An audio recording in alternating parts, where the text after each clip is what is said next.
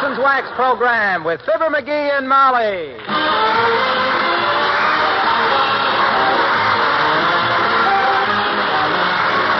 The makers of Johnson's Wax and Johnson's Self-Polishing Glow Coat present Fibber McGee and Molly with Bill Thompson, Gail Gordon, Arthur Q. Bryan, and me, Harlow Wilcox.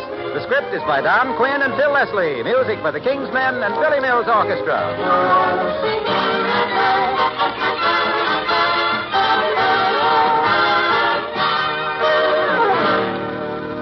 Well, tonight we welcome back Fibber and Molly to cheer us and warm our hearts. And I'm back, too, to remind you to keep the rooms of your house as attractive as possible. To have chairs and tables and sideboards that glisten and shine. Yes, and to have nice-looking, highly polished floors. They're especially important to the beauty of a room. And it's a beauty every floor in your house will have and keep when you use Johnson's Paste Wax. Because Johnson's Paste Wax not only makes your floors glisten from border to border, it also covers those floors with a hard coat that protects your floors, resists scratching and wear. Nice part is, dirt can't penetrate that tough coat of Johnson's Wax. So, a few strokes with a dry mop is all it takes to keep your floors sparkling. Tomorrow, get some Johnson's Paste Wax. Make cleaning easy. Protect your wood floors, too. And as you look at their rich, lustrous surface in the evening lamplight, see if you don't agree that nice-looking rooms and warm, happy hearts go together.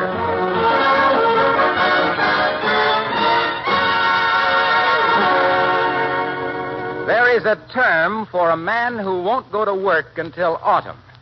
And here he is, the fall guy, and his wife, Fibber McGee and Molly.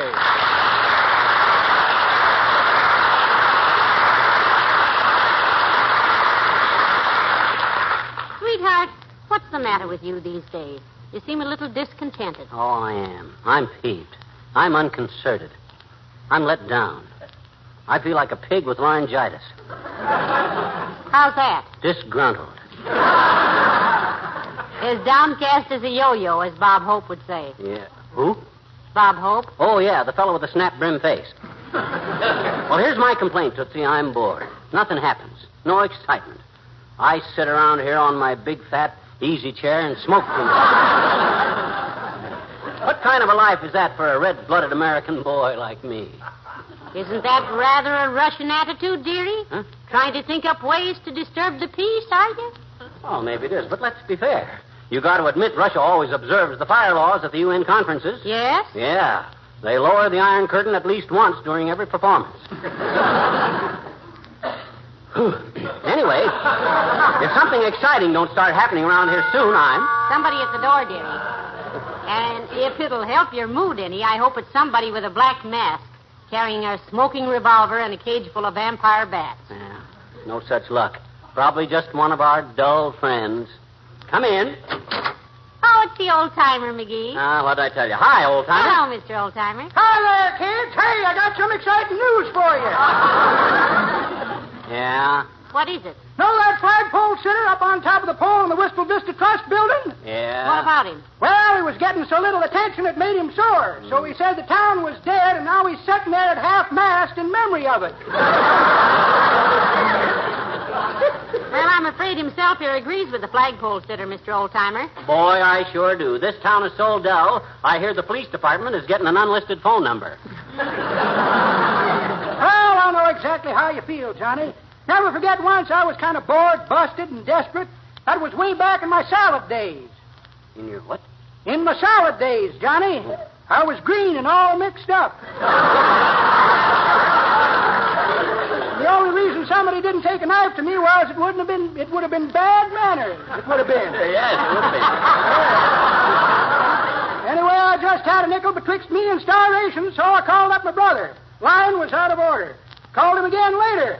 Line was out of order. For 2 days I tried to call him. Line was always out of order. Well, you still had your nickel. And when you were young, a nickel must have been worth about 5 cents.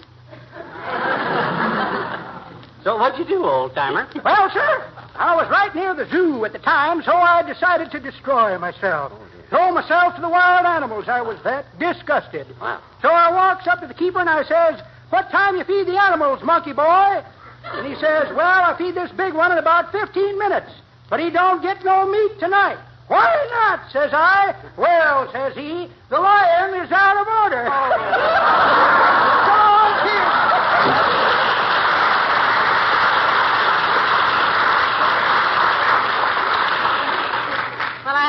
not as desperate as all that, dearie. No, but my gosh, I got to do something. Hey, you know what I think I'll do? What? I'm going to go downtown and get my pants pressed. Well, that ought to cause a lot of excitement, at least among your sartorial critics. I'll get my hat and go with you, if you don't mind. Oh, I'd love to have you, kiddo. Let's go. All right. I'll run upstairs and put on my face. Okay. Take your time, though. The pressing shop is open till 6. Ah, there goes a good kid. I hope she don't take it too personal that I don't find life too exciting, but they say exciting marriages don't last long. They pass the exclamation point too quick. I always says that if... Oh, now, come in. Hi, mister. Well, my gosh, hi, Teeny. I'm glad to see you. How you been, Teeny? You going to school these days? Oh, sure. Sure. I'm in the 3rd grade, too, I bet you. Well, good for you. I was in the 3rd grade once myself. 3 times, in fact. Hey, Mrs. McGee and I are going downtown early tomorrow. Stop by and we'll give you a lift to school. Oh, gee, thanks, mister, but Mr. Toops is going to take me tomorrow. Mort Toops? He don't go that way. Oh, he does tomorrow, I bet you. Teacher wants to see him on account of Willie's arithmetic. Oh, well, I can understand that. Old Mort ain't any genius at mathematics, too, either. When he was treasurer of the Elks Club, we got so far into the red we were listed as subversive. So Willie Toops has got arithmetic trouble, too, eh? Yeah. Teacher asked him what 2 and 2 was, and Willie said, Little Joe.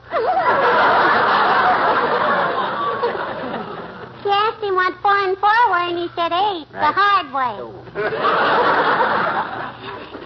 And she said, what's 6 and 6? And Willie said, boxcars.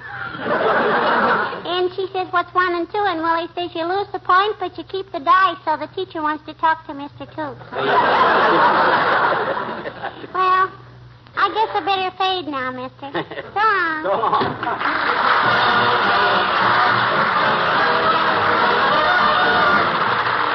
Billy Mills in the orchestra and a fellow with an umbrella.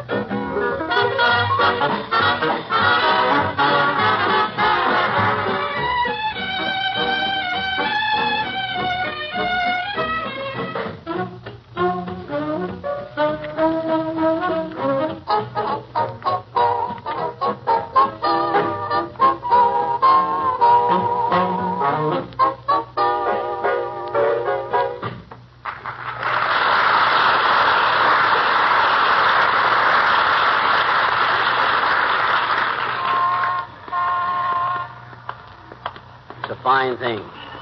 When life gets so dull, a guy's got to get his pants pressed just for some excitement. Oh, well, I guess we can use the rain. What rain? The rain that always rains when I get my pants pressed. Or the car washed. That's why. Hey, look who's coming. Oh, for goodness sakes, it's Wallace Wimple. Hello, Mr. Wimple. Hi, Wimp, old man. Hello, folks. Going to the public library, Mr. Wimple? I see you have a book under your arm. Oh, this is just my bird book, Mrs. McGee. Your what, Wimp? My bird book. Oh. I'm president of the Wistful Vista Bird Watchers and Bee Banders, you know. What on earth are bee banders? Well, We catch a bee and put a little teensy-weensy band around one of his legs and then let him go. Uh-huh. That way we can study how far they travel, how many trips they make, and all that sort of thing. Oh, interesting. I banded a dandy big bumblebee yesterday. And you know where he went? Where'd you go, Wimp? Down the back of my collar. But today I'm out bird watching. We had a report that there are some Alabama finches, some northern snipe, and some green-tufted ruffs just east of town. They pretty hard to find, are they, Mr. Wimple? Well, the finch is a cinch and the snipe is a pipe, but the ruff is really tough. Well, I've got to be getting long, folks. I'm on my way to meet Sweetie Face.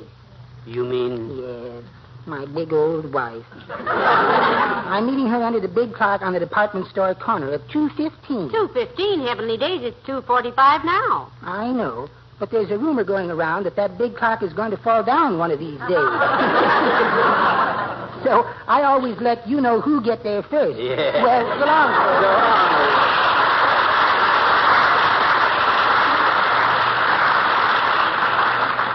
Well, come on in the pressing shop, Molly. Let's get my pants pressed and then look around for a little excitement.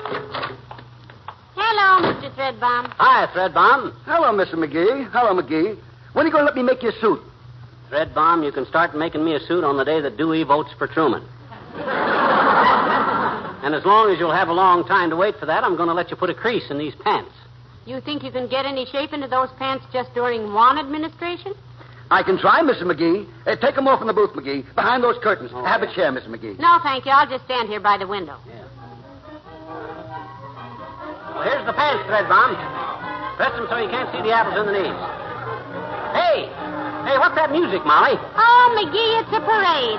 Look, Mr. Threadbomb. A parade! Oh, I love parades. Watch the shot, McGee. I want to see the parade.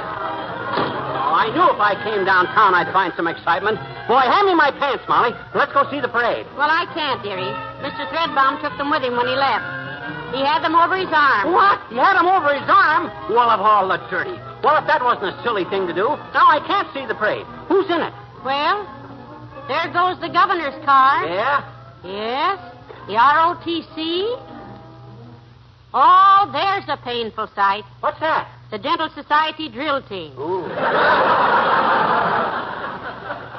Yes, and there's the 4th Ward Checker Chowder and Marching Club. And the Veterans of Foreign Wars. Yeah. And there's a bunch of older men with cauliflower ears carrying a banner. Cauliflower ears? What's the banner say? Veterans of the Boxer Rebellion. Oh. Dad rat, the dad rat. Where's that guy with my pants? Just when there's some excitement around here, I get caught with my...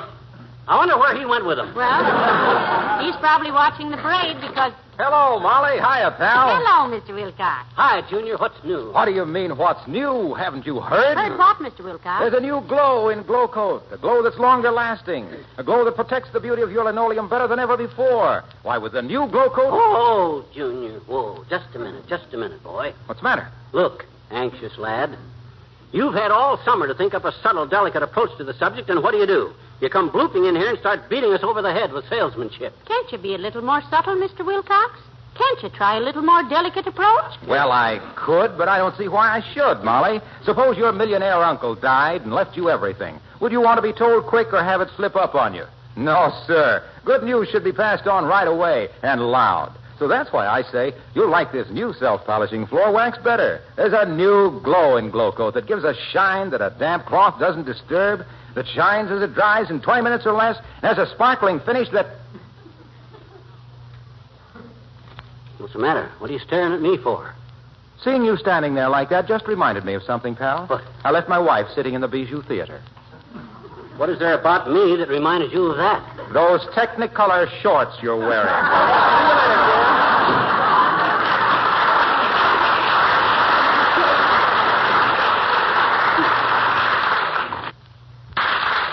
Technicolor shorts. He should talk about my shorts.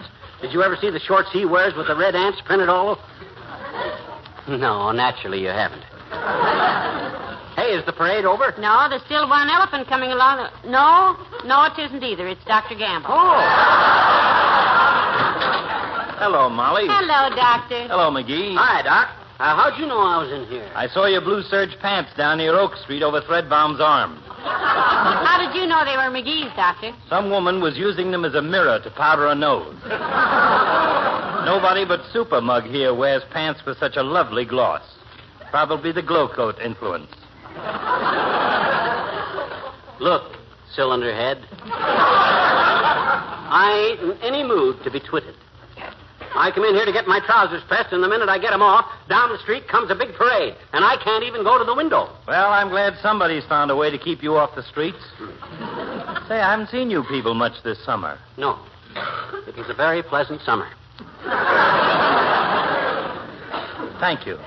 Hey, do me a favor, will you, witch doctor? Run down the street and find Threadbomb and drag him back here so I can put my pants on again and get out of this stuffy cubbyhole. Why, certainly. I've got to get back to my office anyway. It's getting late. My goodness, that's a beautiful wristwatch you have there, Doctor. Well, thank you. I just bought it.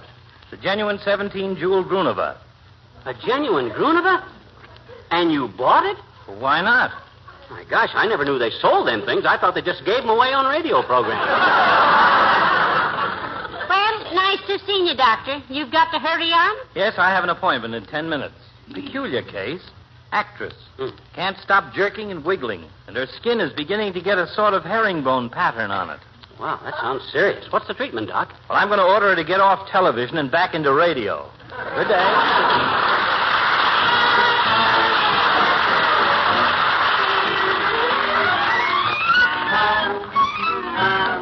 And here are the King's Men. There once was a mad arranger, a music happy guy. And when he'd orchestrate a song for weird effects he'd try, when he felt especially moody, he'd sit down and write a tune for a piccolo and harp.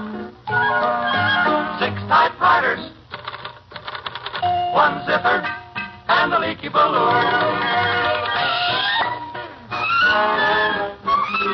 He turned out his mad arrangements, got famous overnight. There seemed to be no limit to his wild orchestral flight. He arranged the anvil chorus and a solo for bassoon with a piccolo and harp, 6 typewriters, a zither, and a leaky balloon.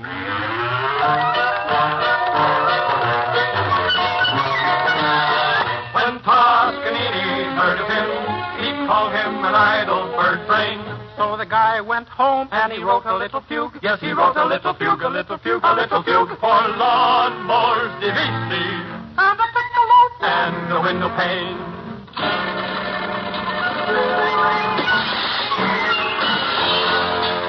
But one day St. Peter called him. He scored his final song and started up the golden stair to join the angel throng. At the pearly gates they met him, and the choir gave forth a tune.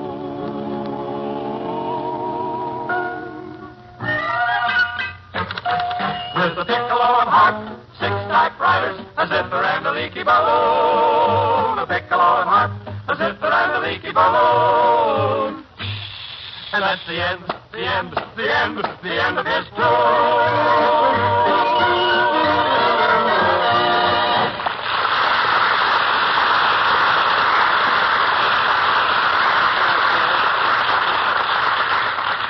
It's a fine state of how do you do. Me trapped in here with no britches and the whole town full of excitement. I'll give Threadbomb just 2 minutes to get back here with my pants. Then what will you do? Well, I don't know. I might even sue him. What could I sue him for? Promise of breeches? Don't you get it, Molly? Promise of breeches? Breeches promise? It ain't funny, McGee. Oh, thanks. That's the best I could do in my shorts.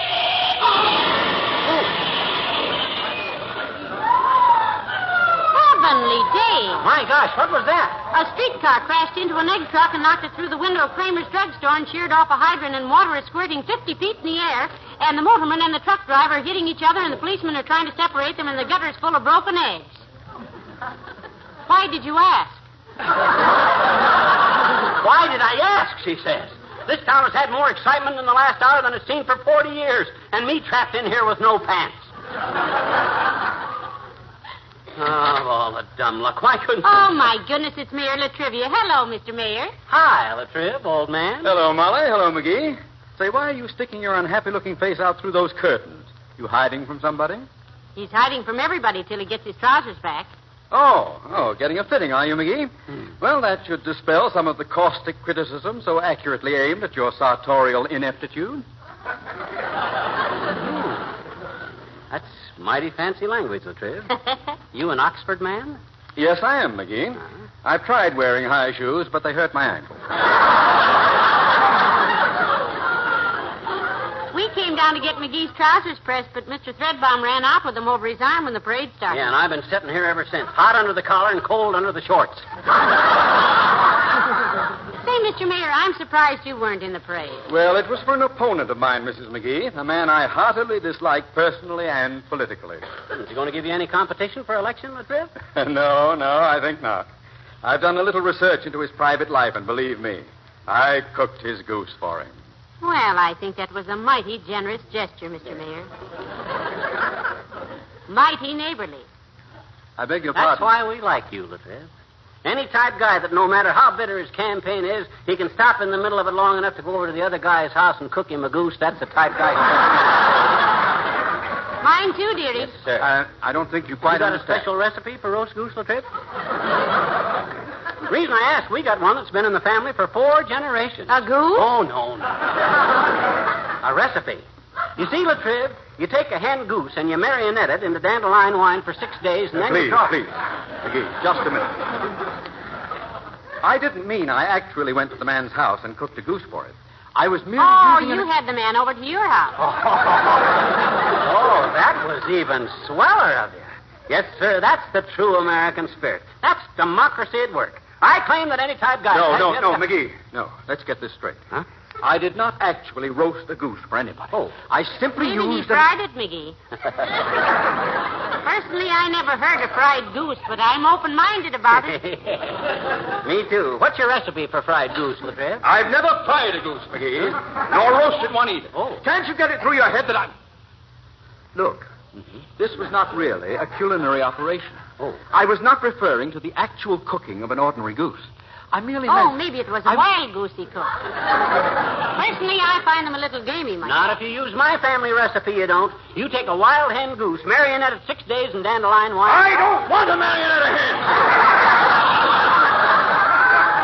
Cook a dandelion! Alive.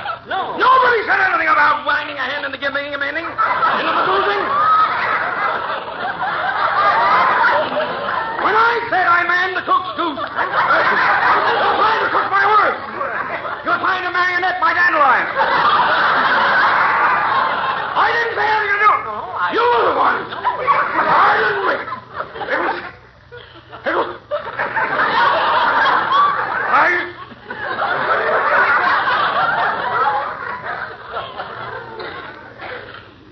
McGee?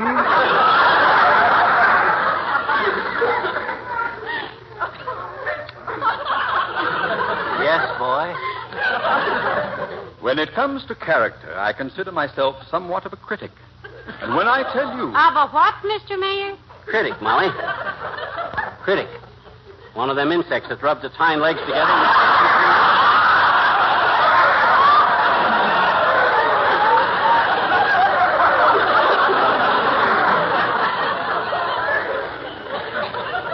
Can you do that, Latrivia? My gosh, I don't know how you ever lose an election with a talent like that. Any guy that can rub his hind legs together and screech at the...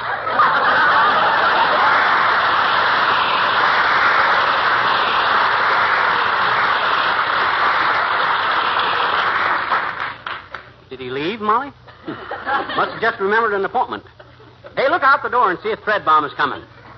Now that I missed all the excitement, I might as well get my pants and go home. Well, I can see him from here, dearie. He's running down the street. This way? No, the other way. The other way? What for? What's he running? Heavenly days. There's a fire someplace. Fire! Well, of all the dirty tricks. That rat the dad rabbit. Fire! Fire out there! McGee, I'm terribly sorry. I forgot all about you sitting here without any trousers. But there was so much excitement, I never thought of you. I'll press him right away. Hand him here, Threadbomb. You mean you... Hand him here before I mangle you. You kept me trapped in here while there was parades, fires, accidents, and street brawls. And hereafter, I take my business elsewhere. I and you are washed up, Threadbomb. You mean somebody else is going to get that 40 cents every 3 months? Oh, I'm ruined! Well, just the same, you were pretty inconsiderate, Mr. Threadbomb. I know. I'm very sorry. Okay, Threadbare. Forget it. Come, Mrs. McGee. Oh, heavenly days. Will you look at that? They've cleaned up the mess in front of Kramer's drugstore, and you'd never know a thing happened. There ain't even any confetti to show there's been a parade. Boy, if I don't miss out on everything. It's a miracle the way nothing ever happens around me. Well, let's go home, dearie, and read about it in the paper. Yeah, okay, kiddo. Get in. I'll drive. Just a minute there, mister. Is this your car? Yes, it is, officer. Something wrong? Lady, you got a gift for understatement. What are you talking about? I ain't even been driving this car for an hour and a half. I've been sitting in the tailor shop there getting my pants pressed. Yeah. While you were in there, we had a fire on this car right in front of a fire hydrant. Also in a no parking block. Also on a published and posted parade route. Also, it's leaking oil, and an egg truck skidded on it and crashed into a streetcar, and a police officer on a motorcycle rushing to the scene also skidded and broke a leg. Mister, you're guilty of enough infractions to get 99 years. I am, huh? Oh, boy, ain't that wonderful, Molly? I finally stirred up some excitement in this town. Well, give me the summons, Buster, and thank you very much. You saved my day. No, sir. You just get along home. What's this? You're not going to arrest him for all those things? Lady, with a list of misdemeanors that long, no judge would believe it. Huh? And I'd be a nasty old Cossack persecuting an innocent citizen. Oh, no, I'm no fool. Go on, Sonny. Beat it. Well, of all... And, Sonny, Yeah? just as a suggestion, Yeah? better put your pants on.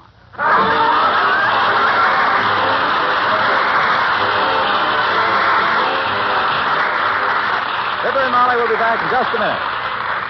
Most of you know that the mellow beauty of gleaming polished floors is only one of the rewards you get with Johnson's Paste Wax.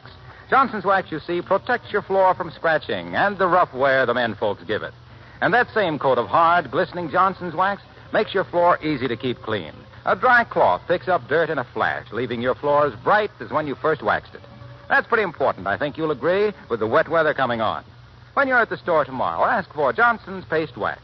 And next week, when you're listening to this program, I hope the surface of your floors will be twinkling as brightly as, well, as Fibber and Molly. Don't forget about the new Johnson Beauty Floor Electric Polisher. You just glide it around while it does the buffing and polishing for you. You can buy a Beauty Floor electric floor polisher from your Johnson dealer, or rent one by the day at a low cost if you prefer.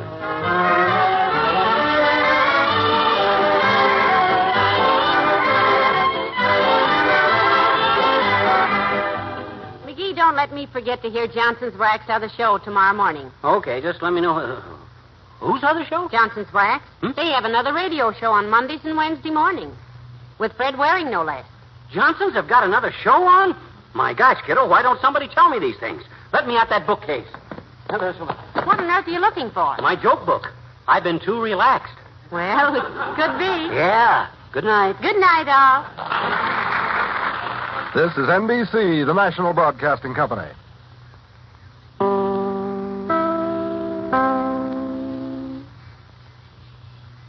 This is WMAQ, NBC in Chicago.